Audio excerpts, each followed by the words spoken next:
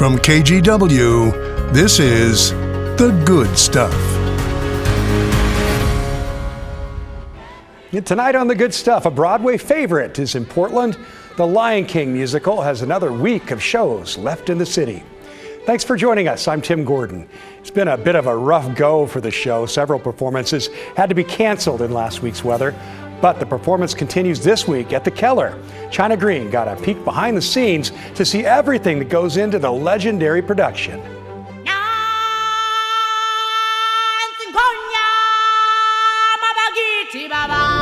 Hakuna Matata. The classic movie Lion King turned Broadway musical makes its way to Portland. I hope that they walk away feeling differently about musical theater. I think this form of musical theater is really different with the mask and the puppetry. So this is Zazu. And there's a lot of puppets, 230 of them. Everything from as small as a mouse to as big as an elephant. Puppet supervisor Michael Riley says it's how they're used that creates a lasting impact. I think it would have been so easy to take an animated film and to just put them in mascot costumes and say, oh, here's a lion, but we wouldn't be here 26 years later.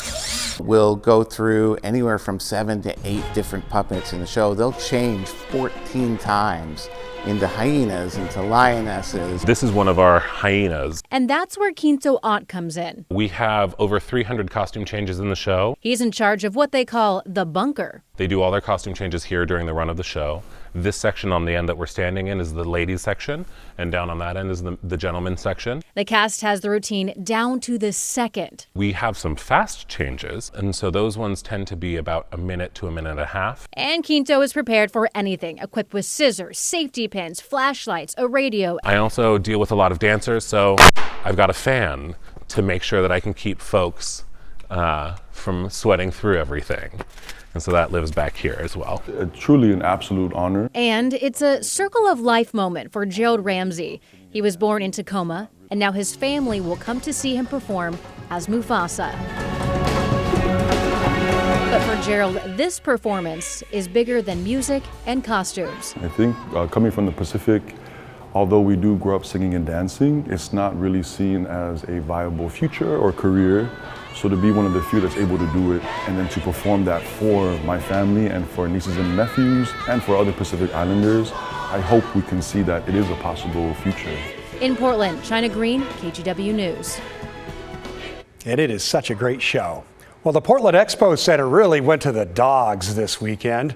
The Rose City Classic Winter Dog Show went off at the Expo Center. And what a treat it was, with individual breed shows, agility runs, an obedience rally, and scent work trials. We have over 2,500 dogs usually. And we had a good entry again this year, but of course the ice and the snow kept a lot of people home. But a lot of people braved it for Saturday and Sunday, so this weekend has been good again. It's been really positive.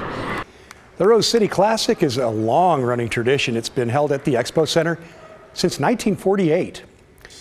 Well, Portland's Japanese Garden is back open after being closed for more than a week due to the weather. The garden got quite a bit of wind, snow, and freezing rain, but fortunately didn't suffer serious damage. Staff also worked to make sure the koi and the ponds there are well protected, and they were during the storms. If you head up soon, there may still be sections of the garden closed for remaining ice, but the rest will be open from 10 until 3:30 each day, except for Tuesdays. Well, some of you got out and about this weekend after being stuck inside during the ice storm. We asked you to share on Facebook some photos from your weekend. Here's a few. Moses posted this adorable picture from Newport of Ava's first birthday. Check her out there. She's got the perfect winter beach wear there. And Marianne spent time at the Aquatic Center watching her son's high school team, Silverton, taking first place at a swim meet. Congratulations to them. And Tabitha is part of Women of American Muscle, an all-woman-owned muscle car club. She says they did not let the rain stop them from a quick cruise from Salem to Mount Angel. And Barbara was lucky enough to be on a trip during the ice and snow. She shared this photo from an undisclosed location, very tricky there. That looks beautiful though, saying simply, "We were out of town." Good for them. Well, Julie got out for a walk in Hillsborough, taking this great picture of what looks like a blue heron there. And Ketrin had to get creative during a power outage. This is how they made some soup. Looks like candles under the cookware. Good idea. And some of the little ones got to enjoy the snow. You see there? Check out Shannon's photo of Benny playing out in the white stuff. And Joshua shared this picture of Chevelle's first snow and ice experience. Got the full suit going. And Katrina's pup Dakota was loving the snow out in Ontario, Oregon. Beautiful. You can share your photos and stories of good stuff happening in your community by texting 503-226-5088 or email us at thegoodstuff@kgw.com. Well, we saw a lot of pets having some fun in the snow. For some, it really was not a good time. And one needed a little help from firefighters. Clackamas Fire tweeted this picture out of a pup they helped rescue last week. He got stuck out in the ice in his yard, and his owner, who's elderly, was not able to go out there and retrieve him. At 3 in the morning, the firefighters were called in to help and carried him back to his warm home. Good job, guys. Well, a chain of people came to rescue in Minnesota when someone's life was on the line. Boyd Hubert shows us how they got on an organ donation through a frustrating traffic backup. The Gift of Life Transplant House near Mayo Clinic is an unlikely place to learn about one's boyhood misdeeds. I grew up with a colorful life in a small town. John Neuenschwander was known to all the officers in his North Dakota hometown. Oh, you think? Nothing too serious. And will the following students come down to my office? But good background for the story you're about to hear. In October, John, who now lives in Fargo, was on his way to a Mayo operating room like this to receive a donor heart being delivered to Rochester from the Twin Cities when his surgeon had a concern. One stretch of road causing headaches for some travelers is Highway 52. For months, construction had been slowing and even stopping traffic on the route John's new heart was supposed to be traveling in an unmarked car. I was afraid, to have a poor outcome, obviously. Mayo transplant surgeon Mauricio Villavicencio picked up the phone. Yes, that's definitely a new one for me. Mitch Elson, lieutenant with the Minnesota State Patrol, pondered. Time wasn't on our side. They needed the heart down there ASAP. We didn't have flight available. We had cars. Right. You are looking at video taken from the dashboard of the State Patrol squad car carrying the heart destined for John Neuenschwander's chest. Precious cargo. Very much. Trooper Mike Pavir was the driver. Speed range from 80 to 100. Everyone yielded, moved to the shoulder. All right, sir. That's Trooper Pavir's body cam as he pulls over near Zimbrota to transfer the heart to a Rochester district trooper. Also getting out of the car is a Mayo technician, escorting the heart packed in ice in that cooler being pulled from the back seat. A heart about to be loaded. Pretty crazy. In Trooper Quentin O'Reilly's car. I'll put that up front. Will it fit? Hopefully. We didn't talk too much. We just got to convert or kind of hand it off. On we went. I looked at it a few times, just looking at a big old cooler sitting there, a foot away from me and kind of think it's pretty surreal that it's right there. With lights and siren, Trooper O'Reilly approaches the Mayo Clinic emergency entrance. Next left, correct? Inside, he removes the heart, which is then whisked away to its recipient, waiting, chest already open. They delivered my heart. John benefited greatly from that speedy delivery. As soon as I implanted the heart and they started beating very strongly. In your 300 heart transplants, have you ever enlisted the State Patrol before? No, this was the first time. No, definitely. I'm not ready to lose him. He means a lot to me. 3 months later, Ruth Ann Halls, John's partner, can't stop thinking about those troopers. You saved my loved one's life. You had a part in that. If only big day. They very big day. Could meet them. Are you the guys? Yes, sir. Wow. Nice to meet you. Thank you. It means a lot. Congratulations. Yeah, thank you. How you doing? Better than I deserve. I've been praying for this for a long time. I'm very thankful to these folks. Thank you doesn't really cut it. The young John Neuenschwander, who kept the cops jumping. Just so appreciate what you did. Now stands indebted to the troopers who helped keep John pumping. You saw the red lights from the highway patrol, you went, oh God. Now it's a little different. Thank God. For sure. Well, next, the snow and ice was a blow to many small businesses that suffered damage or couldn't open at all. We'll show you the good effort to try and get customers out now to support them. Stay tuned.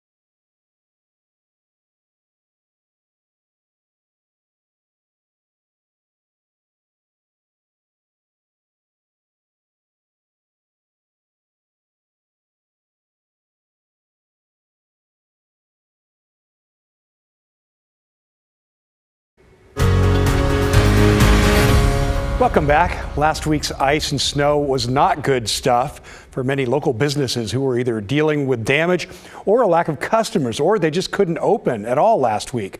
But there are community efforts now to give them some support. Stores like Spoken Words Books in Milwaukee were closed for several days last week. Owner Sierra Cook has hope, though, that people will show up for small businesses now that the weather is improving.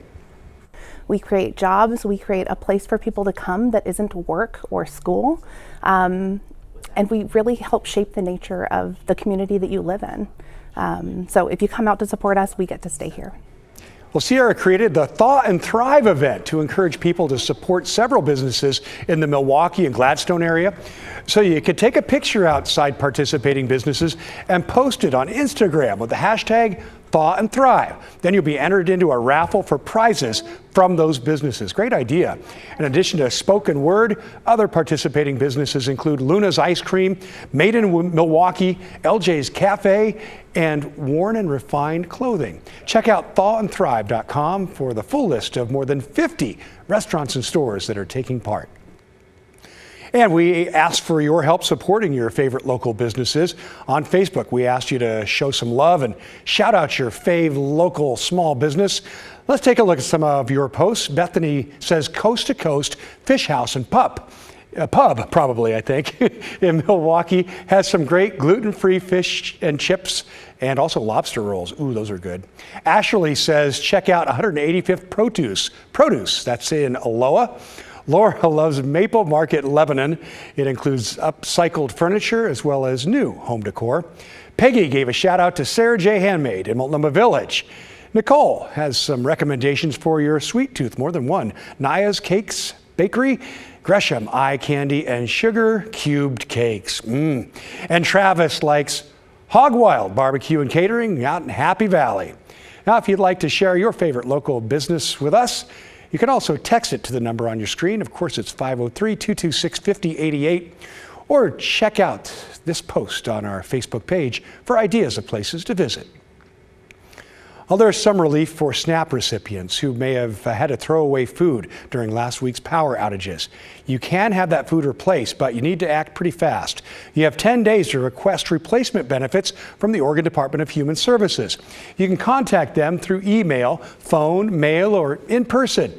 You'll have to submit a list of the food lost and estimated cost. Then reimbursements will be added to your EBT card. When we come back, getting advice to help us through the dark months of the year, the simple steps to get some relief from seasonal affective disorder.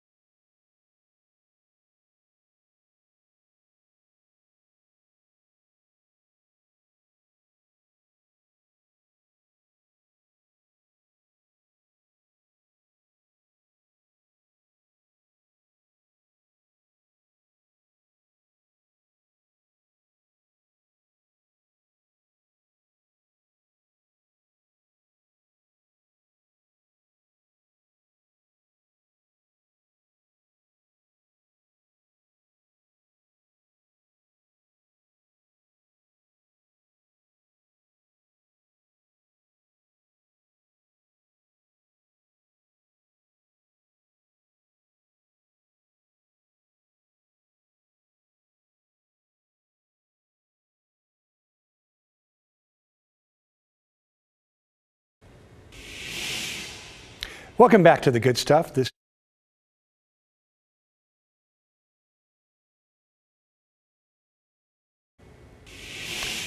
Welcome back to The Good Stuff. This time of year, it's especially important to look after your mental health. The short days combined with generally overcast skies, especially here in the Northwest, are a recipe for seasonal affective disorder, or SAD. The condition can emerge from a lack of serotonin in the brain. That's the chemical that affects our mood. Christine Pei has some advice for combating SAD symptoms. So there are tendencies that people notice that they might feel more fatigued, more worn down, a little bit more lethargic in the winter months due to the lower levels of daylight. Less sun means less serotonin production, which can lead to feelings of depression, irritability, and a lack of energy. Conversely, this could lead to more melatonin production, which increases sleepiness, so you might feel the need to sleep in during winter months. But there are some remedies to consider. Darcy Newby, a licensed therapist at the Overlake Specialty School, advises going outside for at least 15 minutes a day, rain or shine. Sunlight is key here because there's less of it right now. Our bodies produce less vitamin D, which promotes serotonin production. We do know in this region it's really critical to make sure you're having adequate levels of vitamin D, and even to increase that during the darker, longer winter months. That's really key. Newbie adds exposure to a bright light, also known as SAD lamps, can help boost serotonin levels. Research shows exposure to a light at 10,000 lux for half an hour, 7 days a week can improve SAD symptoms. Good advice there. An important step in all this is recognizing the symptoms. If your feelings of depression and anxiety don't go away despite remedies, Newbie advises talking to your doctor or healthcare professional. Well, still to come, at 102 years old, this grandmother, she's not slowing down. In fact, she's going faster than she's ever gone before. Get a look at her bucket list race next.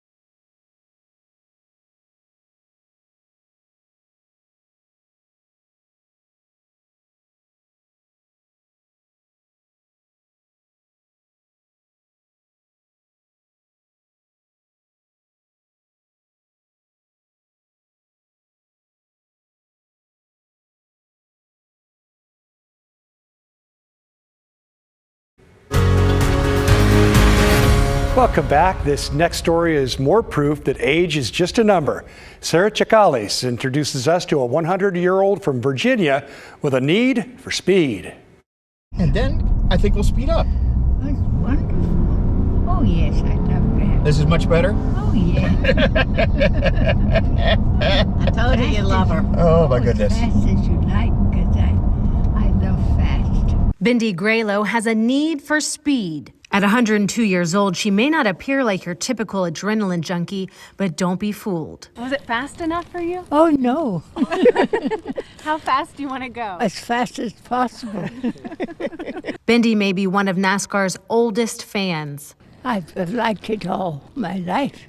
But Thursday, she showed she's young at heart, ticking off her bucket list dream of taking a ride around a NASCAR track. Dressed in an orange sweater with her hair pulled back, Bindi got the red carpet treatment when she arrived at Richmond Raceway, waving to the media as if she were royalty. Once in the pace car, she was eager to take the ride of her life.